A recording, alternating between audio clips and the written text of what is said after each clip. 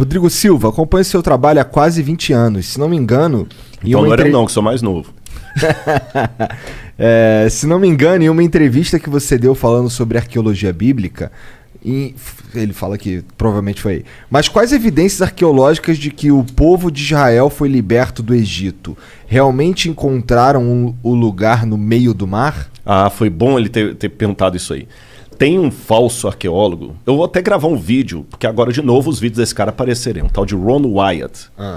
Que ele fala que encontrou roda do carro de Faraó debaixo do Mar Vermelho, encontrou a Arca da Aliança lá em Jerusalém, é tudo mentira. Sabe, e toda vez que eu dou palestra, o pessoal pergunta sobre isso, encontrou a Arca de Noé também lá na Turquia, e tudo falso. Tudo falso. E o cara tinha umas paranoias meio doidas, que Deus falou com ele quando ia revelar a Arca e tudo e tal. E agora alguém me mandou que ele fez de novo um vídeo. Ele já morreu. Ele era um anestesista de Nashville, Tennessee. E fizeram um vídeo agora bem feitinho e tudo e tal, e já tá com mais de 1 milhão de visualizações. Então, sobre o que esse vídeo é? Esse é sobre a achado da Arca de Moisés, a Arca da Aliança. Mas é tudo falso. Entendi. Você entendeu? Não tem nenhum arqueólogo com diploma mesmo que endosse o cara. Entendi. Não tem um. Bom, então, isso aí tudo é falso. Esquece esse negócio de roda de carro. Eu tive no Eiba, no lugar lá. Eu sei que é tudo falso, os lugares que ele fala. Lá em Nueiba tem uma coluna levantada lá que ele fala que foi Salomão que ergueu para marcar o lugar da travessia. Aquela coluna é romana, gente. Não tem nada a ver. Então o cara é todo furado. Entendi. Todo furado. Mas quais são os indícios de que Israel saiu do Egito? Em primeiro lugar, lembra aquilo que eu falei. A história passada é uma história fragmentária. Eu até dei o exemplo aqui. Como se fosse um quebra-cabeças de 10 mil peças. Faltou no monte, faltou na maioria. Então, assim, não é só história, arqueologia bíblica, não. Isso vale para a arqueologia da Grécia, arqueologia de Roma. A biblioteca de Roma se incendiou nos anos 60, não 1960, na época de Nero. Depois você teve também a queda da Biblioteca de Alexandria, em 691. Depois você teve em 1453 o incêndio da Biblioteca de Constantinopla. Muita coisa se perdeu. Então a gente tem um monte de fragmento que a gente completa com coisas que fazem sentido. Fazem sentido. E bingo, é isso aí, Igor. Então algumas coisas que fazem sentido. Em primeiro lugar, eu desloco o êxodo da época de Ramsés e coloco na época de Tutmoses, na 18ª dinastia. Eu sei que o desenho da Disney...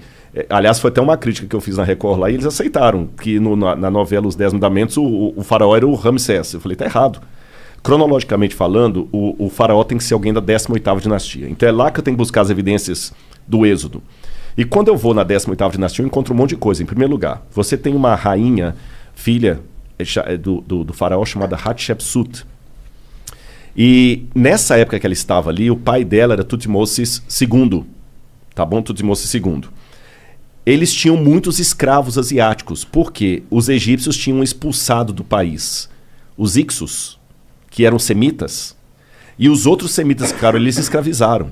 Então nós temos muitas coisas da parede lá, deles punindo os egípcios, os egípcios não, os asiáticos, que podem ser os hebreus. E a Hatshepsut, quando ela queria ter o filho dela no poder, no trono, mas ela nunca teve. Então tudo indica que ela adotou uma criança. E a Hatshepsut, ela até se proclamou faraó para não deixar que o filho do marido com a amante assumisse o poder. Quando esse filho do marido assumiu o poder, que para mim é o Tutmoses III e é o faraó do Êxodo, ele assume, a primeira coisa que ele faz é escravizar os asiáticos. Você tem paredes lá mostrando assim, façam mais tijolos, igual a Bíblia apresenta e tudo mais. Aí, curioso, que quando você vai na tumba dele, você descobre algumas coisas curiosas. Daqui a pouco eu vou lembrar o ano que a tumba foi descoberta. Ela tem na parede o Amduat, que é a oração que o egípcio faz para as passagens da alma no mundo dos mortos, no barco solar, até Osíris e voltar. Na 12ª oração da Amduat, tem uma oração de Tutmoses assim, que aqueles que morreram com ele na grande inundação e não tiveram oportunidade de ser mumificados, que tenham o seu corpo preservado. Porque eles morreram na grande inundação por seguirem a sua carne. Estranho, né? Não tem inundação no Egito, não chove. Não chove, só chove lá em Alexandria, mas aqui embaixo não chove. Que inundação é essa? Uma inundação que matou o exército de Faraó e está registrado isso lá. Outra coisa curiosa é que quando descobriram Loré, que descobriu a tumba dele, quando abriram, o sujeito que está mumificado ali não pode ser o Tutmosis, porque ele morreu com 60 e poucos anos, e o sujeito que está ali tem 20 e poucos anos. Alguém foi colocado no sarcófago no lugar dele. Entendi. Dá a entender que a múmia dele morreu, talvez, naquela afogamento que tem ali. Uau! Não pode ser o Êxodo? Aí você tem o papiro de Pulver. O papiro de Pulver, esse livrinho meu, Escavão da Verdade, eu vou mostrar para vocês, eu fiz uma tradução do papiro de Pulver. O papiro de Pulver, que hoje está na biblioteca de Leiden, na Holanda, ele traz uma coisa muito interessante que parecem ser as pragas do Egito. O papiro de Pulver, ele conta aqui, ó, inclusive isso aqui é a parte do Tutmosis, do cara batendo nos escravos que eu falei. E o papiro de Pulver, eu vou ler para vocês aqui, olha, um pedacinho das pragas. Deixa eu ver aqui.